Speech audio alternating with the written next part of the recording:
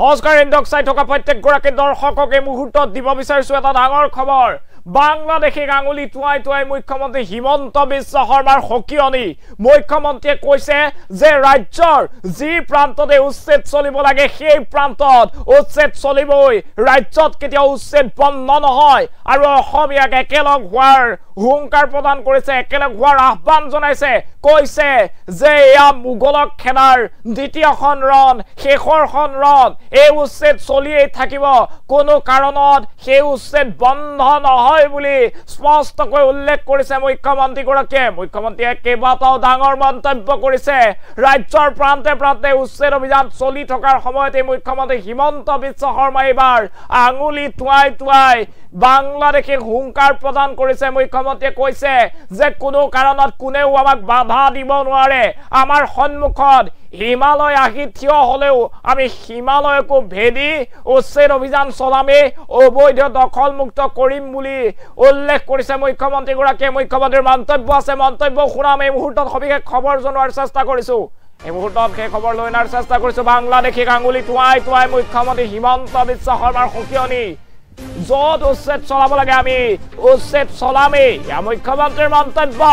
আমাৰ আগত হিমালয় থিয় হলেও আমাক ৰাখিব নোৱাৰে বুলি কৈছে মুখ্যমন্ত্ৰী হিমন্ত বিশ্ব শৰ্মাই আমি আকৌ এবাৰ মুগলক পৰাজিত কৰিম মুখ্যমন্ত্ৰী হিমন্ত বিশ্ব শৰ্মাৰ মন্তব্য ৰাজ্যৰ প্ৰান্তে প্ৰান্তে পুনৰ চলিব উচ্ছেদ অভিযান কোনো কাৰণত উচ্ছেদ বন্ধ নহয় যিমান প্ৰতিবাদ কৰিলেও যিমান বাধাৰ সৃষ্টি কৰিলেও কোনো কাৰণত এতিয়া উচ্ছেদ বন্ধ নকৰিব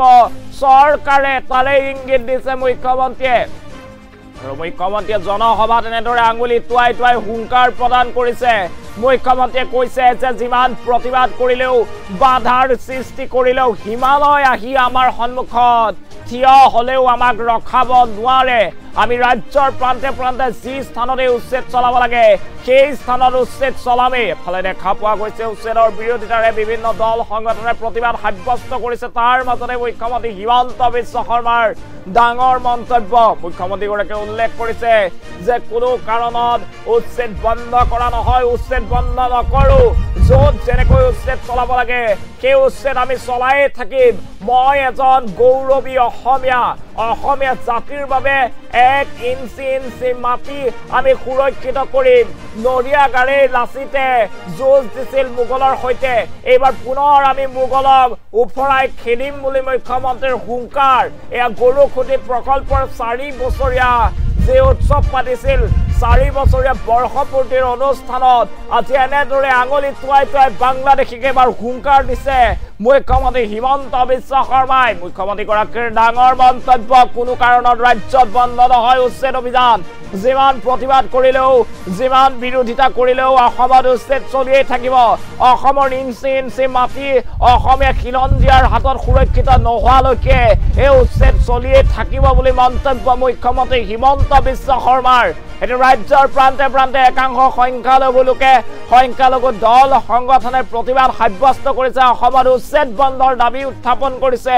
আৰু পুনৰ সংস্থাপনৰ দাবী তুলিছে উচ্ছেদিতক তাৰ মাজতে মুখ্যমন্ত্ৰীৰ ডাঙৰ মন্তব্য আঙুলি টুৱাই টুৱাই এতিয়া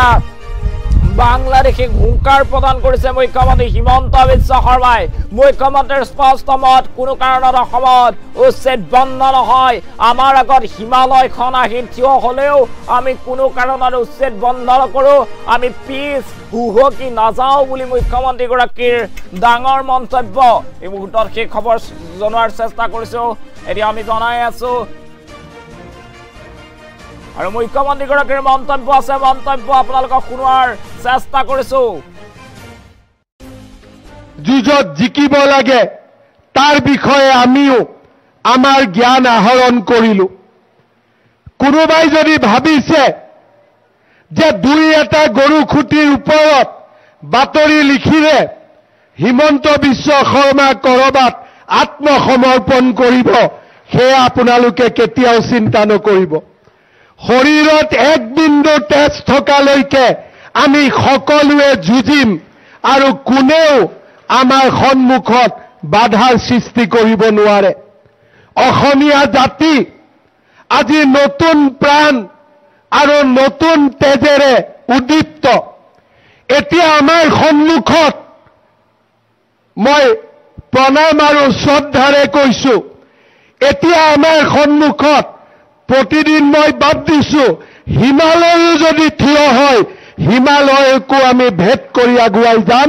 এয়া নিশ্চিত। আৰু সকলোৱে এই কথা বুজি লোৱা উচিত। আৰু যোনে বুজিব লাগে তেওঁলোকে বুজিছে। আৰু য'তে আমি কৈছো যে এই মাটি অসমীয়াৰ,